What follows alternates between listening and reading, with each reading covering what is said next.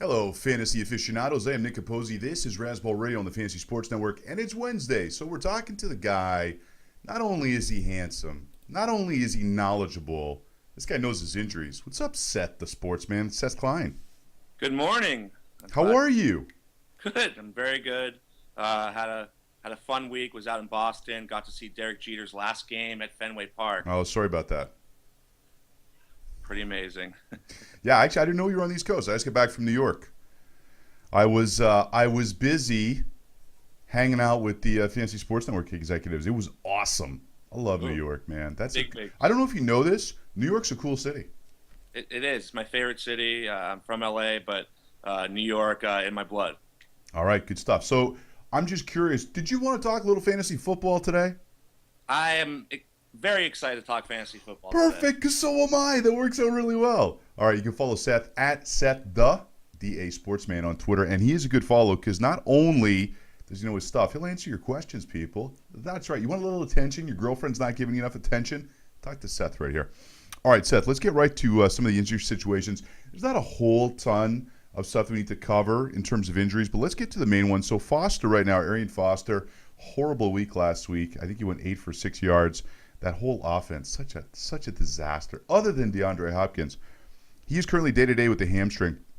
Let me ask you two questions here. A, are you comfortable starting him this week? B, how viable is Alfred Blue rest of season? Go.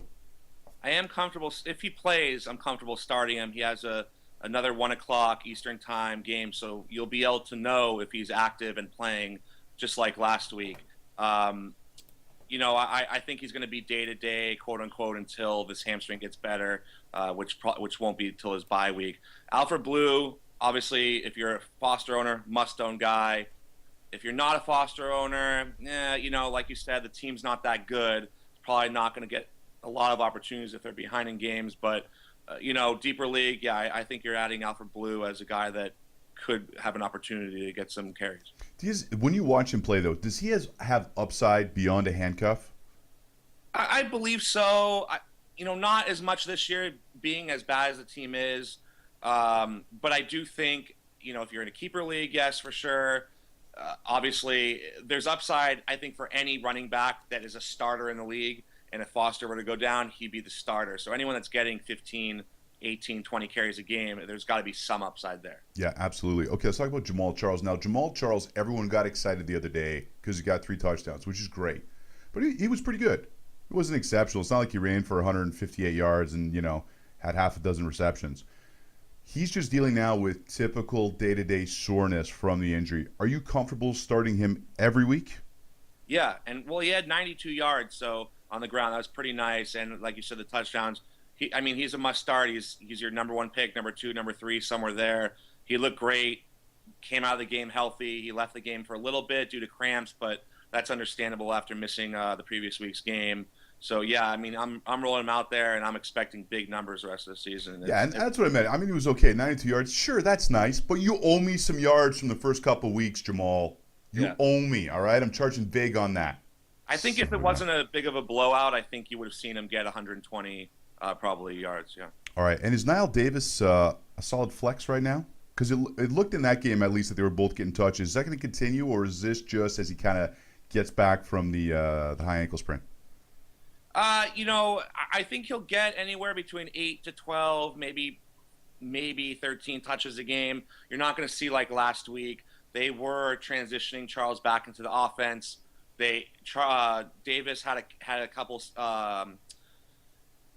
series when Charles went out due to the cramps, and they were blowing him out, and they used Davis, the second half, almost nearly entire second half when Charles was getting some rest. So typically more carries than you'd see, but he looked good, and you can't keep a guy like that off the field. So I think he'll get some carries, but starting him in the flex every week, probably not unless you're in a bind with buys. All right, let's talk about Gronk now.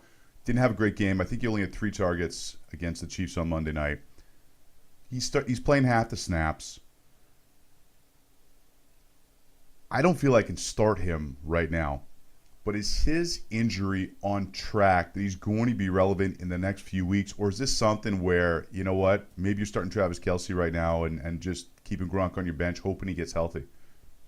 Yeah, I don't have a problem with a guy like Kelsey who's on fire right now and clearly the number one receiving option in Kansas City. I do think Gronk will slowly start to work his way back into that tight end, one conversation.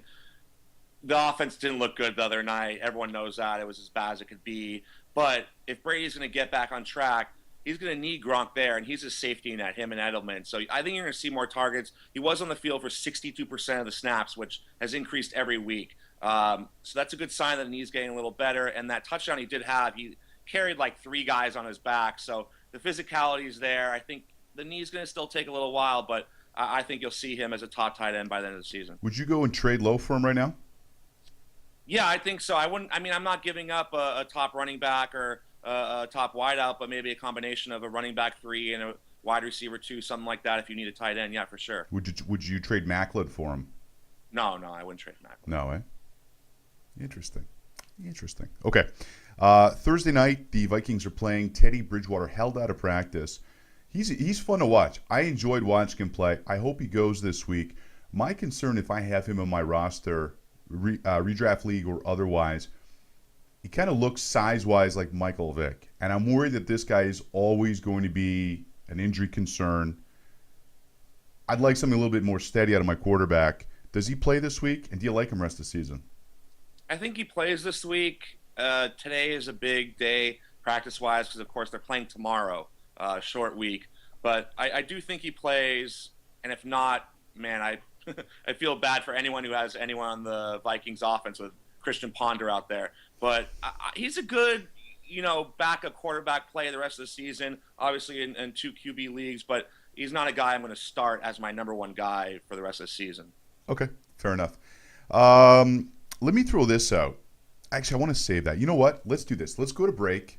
We'll come back. I hope you got some more time for me because I want to talk to you some more, Seth. So we'll go to break. We'll come back, talk some more injuries, and also some interesting tidbits that I dug up this week. This is Razzball Radio, Fantasy Sports Network. Be right back. Welcome back, Razzball Radio on Fantasy Sports Network. I'm your host, Nick Capozzi. You can follow me on Twitter at Nick Capozzi, NickCapozzi. If you got start-sit questions, I'm just sitting around waiting for them on Sunday morning. Also, my man here, Seth Klein, a.k.a. Seth the DA Sportsman. That's how you can follow him on Twitter. Another great follow. Make sure you do that, please. Do it. Talking some more injuries here. Jordan Cameron's sprained AC joint in his shoulder. They're saying it's going to bother him all year, yet he's saying he's healthy. I'm not sure the exact definition of an oxymoron, but that seems to fit in the spectrum of oxymorons. What's your take on Jordan Cameron right now? Well, I think the difference there is that it's going to bother him all year, but it's allowing him to play, which it didn't after week 1. So, and what I read with what he was saying was that it's possible he can aggravate it, but right now he can play as long as he doesn't re-injure it. That situation there, I do believe a few more weeks, good matchups, he can get in that top 6, 7 tight ends like he was preseason. But that offense there, I want to see. If he's your only tight end, I'm starting him, but he's not a bad guy to sit on your bench until we see some more volume of scoring there. Yeah, okay, fair enough. Stick with the Cleveland Browns head coach Mike Pettin saying that if Ben Tate is healthy, he's going to start week 5. I don't know why you would make that statement unless it's to give Ben Tate a little pat on the back. Maybe he's been rehabbing really hard because the running game has looked really good with West and Crowell. Why do you think Pettin said that? Like you said, it could be to pump him up, get his morale back there. It could always be to fool the opposition. They're mapping a game plan for a certain running back, and then they're going to give Crowell maybe 15 carries. Who knows? But we'll see. I don't like Ben Tate the rest of the season really, though, that much. No, neither do I, just because of the injury track record. But let's say Tate does go. Would you be comfortable starting any of those 3 running backs?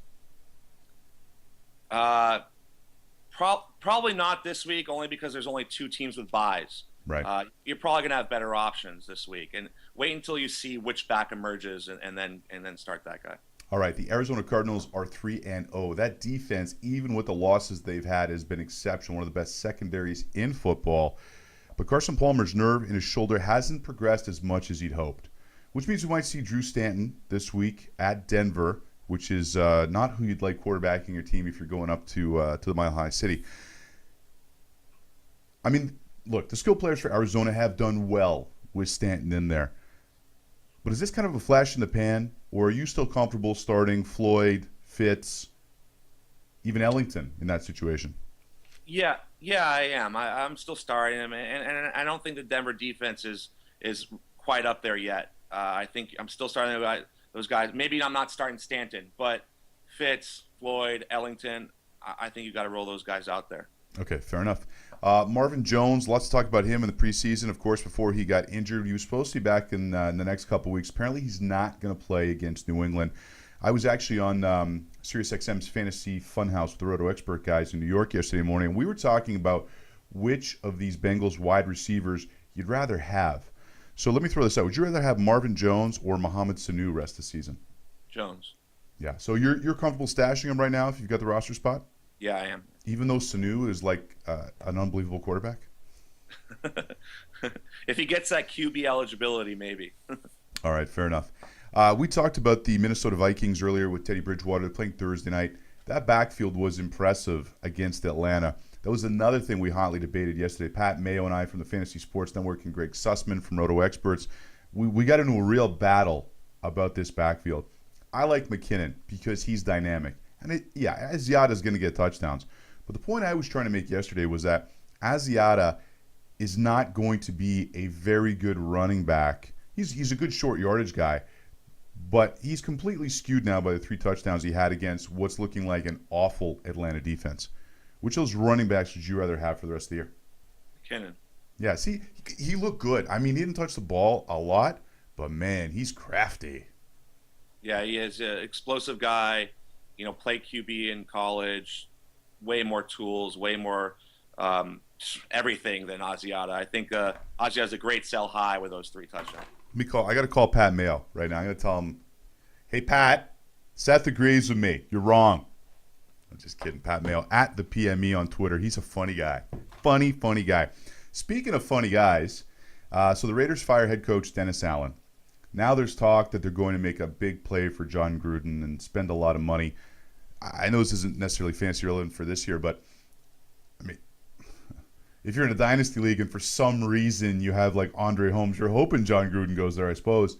But do you think that Gruden would leave the nice, comfortable, cushy booth gig to go take on that mess in Oakland? No, I don't think so. They've gone through this story before a couple of years ago. They do the same thing with Bill Cowher. These guys have a great job. They're making millions of dollars sitting behind a booth, and I don't think that particular team is. I don't think Gruden can handle it. That Chucky hair will be pulled all out by the end of the season. Well, to me, it looks at one of those situations where if they did bring in John Gruden, John's going to want his own personnel guy. He's not going to stick with Reggie McKenzie because, look, you can say that Dennis Allen hasn't done a very good job, but look at the the groceries that he got to cook with. Yeah. I mean, listen, David Carr, Matt McGloin, Matt Schaub, limited pass catchers in that offense. The running game has been terrible. The line is bad, and the defense has been porous. What? To me, that doesn't even make sense. If I'm Reggie McKenzie, I'm saying, I'm looking for like a young, unheralded guy because if someone comes in with that kind of stature, he's going to want power. So, yeah, I don't know. I think McKenzie's gone either way. But yeah, I don't think Gruden's going to go there. Yeah, absolutely. Okay. I want to talk about the Cincinnati Bengals a little bit. We talked about the wide receivers earlier. This is an interesting stat because this was another argument we had yesterday on the show. I was arguing that the Bengals right now might be my Super Bowl favorite. Haven't allowed a sack, elite defense, and this is going to blow your mind. The Bengals lead the NFL in net yards per pass attempt. I know everyone is always giving Andy Dalton a hard time. I think that's because he's not a sexy fantasy quarterback. He's a much better real-life quarterback. But could you see a scenario where Cincinnati goes all the way this year?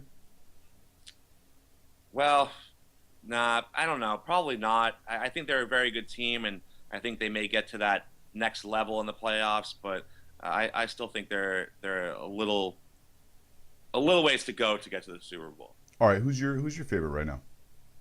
I mean, in the AFC, I've got to say Denver still. They're the returning guys, and I still think they have the best team. Out of the NFC, Seattle looks really good again. So I can't discount those 2 teams returning last year until I really see them falter. All right, and the Chargers as well have looked really good. We're going to talk about them, Phillip Rivers in particularly, and more with Seth the Sports Man. I'm Nick Capozzi. This is Razzball Radio on the Fantasy Sports Network. Welcome back, Razzball Radio, Fantasy Sports Network. Dick Capozzi, Seth Klein, a.k.a. Seth the Sportsman. Seth, we were talking Super Bowl contenders before we went to break. The San Diego Chargers have looked real good. And Phillip Rivers in particular, I believe right now he's the 5th ranked player, according to Yahoo, regardless of position. 9 touchdowns, 1 interception. Defense looked good. The only problem they're having is the running game hasn't really developed. Donald Brown was actually saying this week he's got to put some more jiggle into his running game. He didn't actually say jiggle. That's my word. Can Phillip Rivers continue and sustain what he's doing right now? I mean, a 9-1 TD to INT, I don't know, but it's a very good team. Their offensive line is improved.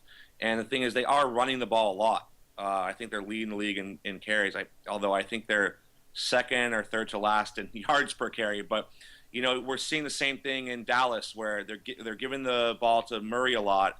And then when Romo finally has the opportunity, he's making the best of it. And I think you're seeing San Diego do the same thing where run. All right, pass to Allen or pass to Royal, and it seems to be working. Let me ask you something. There was the bye week bonanza last week where like all the good teams were on bye. So there's a lot of interesting players to be picked up. We talked about Marvin Jones earlier. Let's talk defenses really quick. Any defenses that you're going out of your way to try and pick up this week? I'm actually trying to get Arizona. I know they're going up against the Broncos in Denver, but I might take that hit just to have them on my team rest of season. Any other defenses that you're kind of taking a peek at? Well, a lot of owners probably have these defenses from carryovers from last week. The Chargers, again, they played Jacksonville last week, but get another good matchup this week. The Steelers, you may have had them against the Buccaneers. They get the Jaguars this week. I like the Eagles against the Rams. The Rams offense looks that's a good matchup. That's another good team to pick up, I think. Those are a few guys that you. Austin Davis hasn't been bad for St. Louis. If you actually look at his stats, it's not bad numbers. But it's not too bad. Yeah, but I get what you're saying. As a whole, it's not an offense that you want to invest in. All right, here's an offense you want to invest in. The Dallas Cowboys obviously lead the league in rushing. DeMarco Murray's been a beast, and it's been interesting to watch how this team, by establishing the running game, basically, you know, putting the training wheels back on Tony Romo so he can't make a mistake, has been really competitive. They lead the league in NFL rushing yards. Do you know who's second? Putting you on the spot. I don't. No? The Jets. And that really surprised me. And I think the reason is that when you look at Chris Ivory, who's having a nice little year, not incredible, but nice little year, and Chris Johnson, who's not having as nice a year, but together, it's a pretty interesting rushing attack. Rest of season, you think Ivory's able to maintain this pace? Because he's got an injury track record as well. Or is it maybe time to buy low for Chris Johnson, who you could get right now for peanuts? I do think that Ivory is going to be the main guy there the rest of the season. But if you can get Johnson, and I'm seeing leagues where guys are dropping Johnson, if you can get him for nothing, I think he's a great guy. We've seen his past. We know he's going to get the ball, and we know he's going to catch balls. And if you're in a PPR league, that's always valuable. Yeah, absolutely. Okay. Geno Smith has been great, leads the league in interceptions. They were chanting in New York for Michael Vick last week. Now, I'm not saying I want to start Michael Vick under any situation that isn't a super flex league at a minimum, if not 2 QB. Do you think we're going to see him soon? Yeah, I do. I mean, I do too. I think Vick is. I think they have to. They have to. Yeah, Smith can't keep performing the way he is and keep rolling him out there. Because Ryan's still playing for. I mean, look, I don't know who Ryan has pictures of, but I mean, man, they're a pretty competitive team. I didn't expect the running game to do as well as they have, and the secondary hasn't looked good. But I see a situation where Michael Vick comes in, and you know what? He might not give you great numbers every week, but I think he could have a couple of big games. So again, if you're in a super flex league where you can start a QB as one of your flexes, I'm actually going to go out today before the show airs and pick up Michael Vick before everyone knows my plan here. He's never going to be what he was, but again, he's a guy who could be interesting. Like, would you rather have him or Mike Glennon? You know, depending on the matchup. So, I don't know. That's what I'm thinking. Mike Vick. I could see that happening. All right. Here's another interesting stat. You know what? I love digging through the stats now. Now that we actually have something more than a small sample size, I love digging through this stuff because the Ravens lead the NFL with percentage of offensive drives that lead to a score. They're actually scoring 50% of the time that they're touching the ball on offense. Is that offense sustainable? I think the way they're playing right now, I mean, I don't know about that percentage, but I think their offense is much improved. Flacco looks great. The line looks good. They're running the ball really well with a couple of guys that they got out of nowhere. Steve Smith's obviously adding a huge element to that passing attack. I can see Baltimore keeping up their success. Do you see Bernard Pierce getting back into that rotation? Because there was talk he was going to get worked in last week, and he didn't. Now, might have just been trying to protect the injury. But is Taliaferro kind of running away with that big back job? Because Forset's going to get some touches, obviously. I think Taliaferro looks very good. Obviously, the younger guy. I do think Pierce is going to start getting some looks. Again, I agree with you. I think they were erring on the side of caution with his injury. I think you'll see him back in that rotation, but Forsett and Taliaferro are probably the two guys that I'd be rostering right now. All right. The Seattle Seahawks fly out to the East Coast on Monday night, take on Washington. Kirk Cousins looked great 2 weeks ago against Philadelphia, looked terrible last week against the Giants. This week he's got Seattle defense. This is not a guy you want to start, obviously, this week. But does he rebound? Because we were talking a couple of weeks ago, or just kind of, me with the regular, I don't know if you and I actually talked about it with the rest of the Razzball guys. There was talk that Kirk Cousins could be this year's Nick Foles. Do you see a scenario like that happening? Let's just move past the Monday night game against Seattle, because I'm not starting him. But could he be starter worthy for you? I think so, yeah. I think that, you're not starting him over the top 10, 12 guys, but I definitely can see him putting up big numbers. Looks like a team that could be throwing a lot. They're going to be down in games. They're not very good on defense. I like Cousins, and he's a good buy right now, I think, especially after that last game. I think so, too. And real quick, this was another guy we were hotly debating yesterday, is Alfred Morris. Seems like he's been around forever. This guy hasn't been here a long time. Any chance he finishes a top 5 running back this year? Not in fantasy. In real life, yardage-wise, maybe, right. But he doesn't catch enough balls, I think, to warrant that in fantasy. Okay, real quick. Alf or Eddie Lacy? Lacy. Interesting. See, I don't know what's going on with Eddie Lacy, but we'll have to talk about that next week when you're back, because he's our Wednesday guy, Seth the Sportsman, Seth Klein. Follow this guy on Twitter. All right, we'll be back tomorrow. We're going to have one of the guys from Project Roto on. We're going to talk some daily fantasy. We're going to preview the Thursday night game. Seth, really appreciate you joining us today, buddy. Thanks for having me. He's Seth Klein. This is Razzball Radio, Fantasy Sports Network. See you tomorrow.